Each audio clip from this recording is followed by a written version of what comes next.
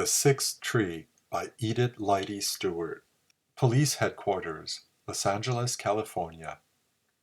Gentlemen, the coroner's inquest held over the mutilated body of Professor Carhart to account for the baffling circumstances surrounding his death gave the verdict, met death at the claws and teeth of some wild beast, presumably a mountain lion.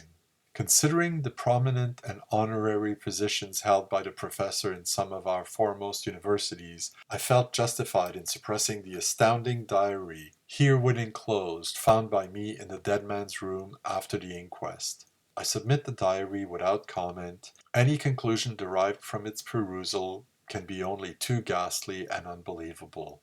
Respectively, J. Donahue, Operative. July 10th. As we entered the canyon, that dreaded sensation of oppression and suffocation surged upon me, and I tore away my collar and lifted the hat from my throbbing head. There are hypocrites who prate vapidly on the exaltation and exhilaration inspired in the human by these same mountains. Liars! Who should know more of mountains than I, who for 30 years have studied them, chipped away at their exteriors, articulated every rock and stratum in their towering frames, explored and explained their very entrails. Why, I have even proved to myself that they possess a soul, or souls, personality, malignant human emotions.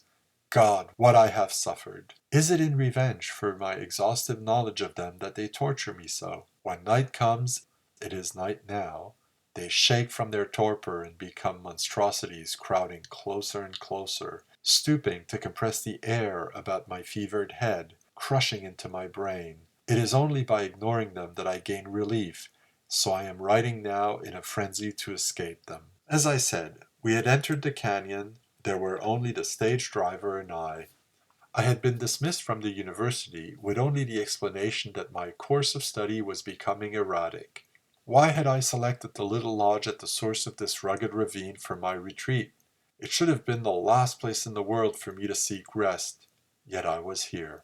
The gray road twisted its dusty way into the gathering dusk of the mountains. The stage driver essayed a few conversational stupidities, but I soon silenced his chatter. He looked at me askance and whipped up the horses. The trail turned abruptly. The door behind was closed. Mountains reared about me on either side, and a feeling of panic assailed me. I was indeed in the enemy's territory. An hour passed in silence. Suddenly, a bend in the road interrupted the monotony of the scene. With what emotions I beheld a cabin, an adobe cabin, crouched back from the road against the hill. 6 gaunt trees that might once have been willows stood in a ghostly row before it. Its windows, glassless and shadeless like the lidless eyes of a skull, leered and peered down at us. A glance had seared it on my mind, and then we had passed it. What place was that? The driver lashed his horses to greater speed. A good place to keep away from after dark. I waited impatiently for him to volunteer further information, but the fool was evidently sulky. I would wheedle.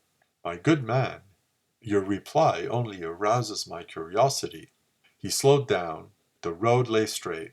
Turning, I could see the haggard eyes of the house as it watched for the effect the driver's tale would have upon me. It seems that some years before, after a heavy rain, some hikers had found in front of the deserted cabin 5 shallow graves, one beneath each tree. Each grave had contained the man. Investigation had identified them as a group of shepherders, rough customers at the best. They had evidently spent the night in the cabin, for the place was littered with empty bottles, cards, and poker chips. Who had committed the wholesale murder and buried the bodies was never discovered. Rumor had it that the 5 shepherders had located a mine back in the mountains and had hired a geologist to go with them to assay the ore, but this was never substantiated. There was no one who had actually seen the geologist or knew much about the mine. Where are the bodies now? The driver shrugged. Nobody claimed them, so they were thrown back into their graves, the dirt shoveled on again, and left till the judgment day. Well, if they are dead and disposed of till the day of judgment, why are you afraid of this place? I asked with some scorn.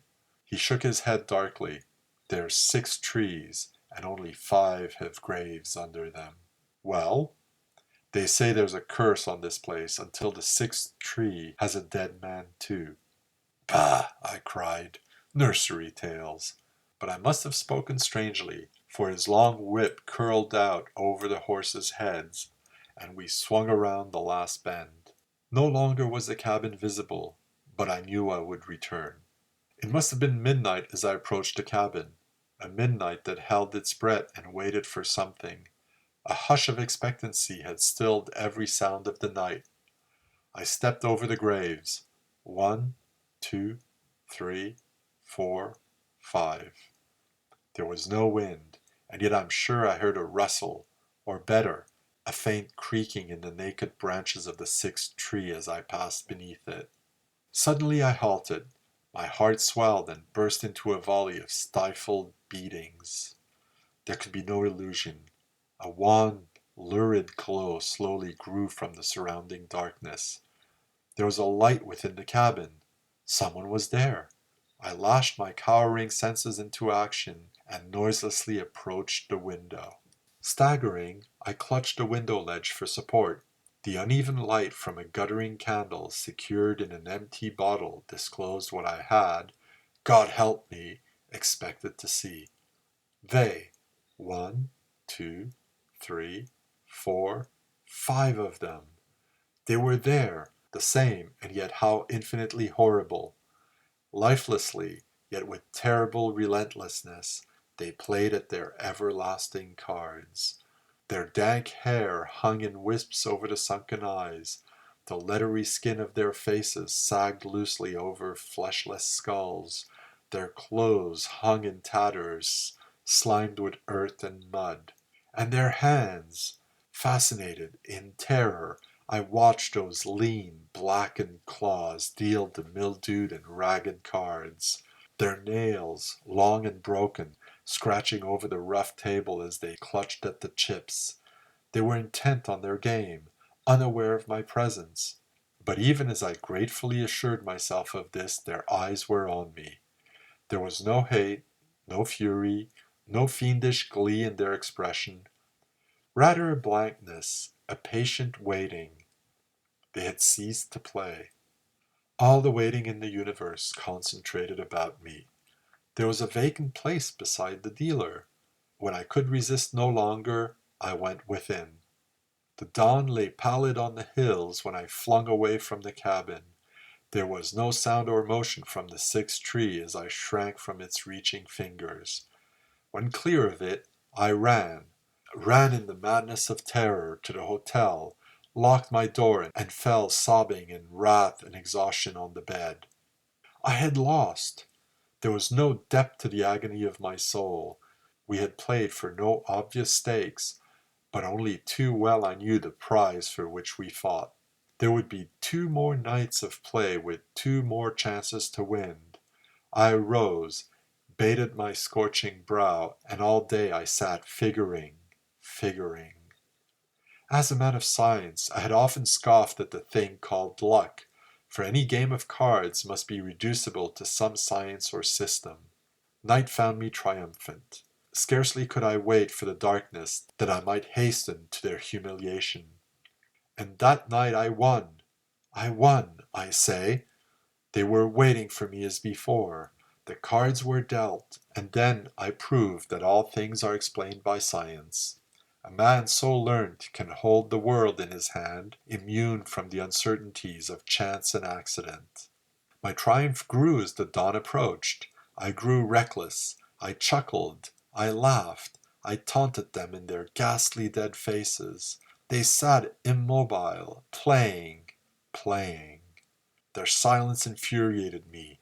I tried to sting them to retort, but my words found answer only in the angry mutterings of the echo from the hollow room. When, as before, the candle choked and expired like a dying man, and their wasted forms faded into the shadows of the cabin, I hurled the cards after them and went stumbling and laughing into the morning, drunk with my triumph. As I passed beneath the cursed tree, It dared to trail clinging, warmthless fingers across my cheek. I jerked away in loathing and derision. I still can feel the iciness of its touch. They have asked me, these curious ignorant fools here, where I spend the nights. They talk and whisper about me in little groups that grow silent and disperse when I approach. Well, tonight is the last night, and then I shall be free and far away. If I had not been a man of science and evolved a system, then I might have known defeat, and these gaping fools might have something to fill their empty brains and furnish them with silly chatter. They would find my mutilated body clawed as though by a mountain lion flung into a shallow grave beneath the sixth tree. But I shall not lose. When this night curdles into dawn, I shall stuff their own dirty cards down their withered throats and crowd them back into their filthy graves, stamping the dirt upon them until it fills their mouths and blinds their staring eyes. And the tree? I shall leave it to wring its bony hands forever in impotent chagrin. But why am I lingering here? It is time for the game to begin, and they are waiting. This was The Sixth Tree by Edith Lichty Stewart, published in the May 1924 issue of Weird Tales.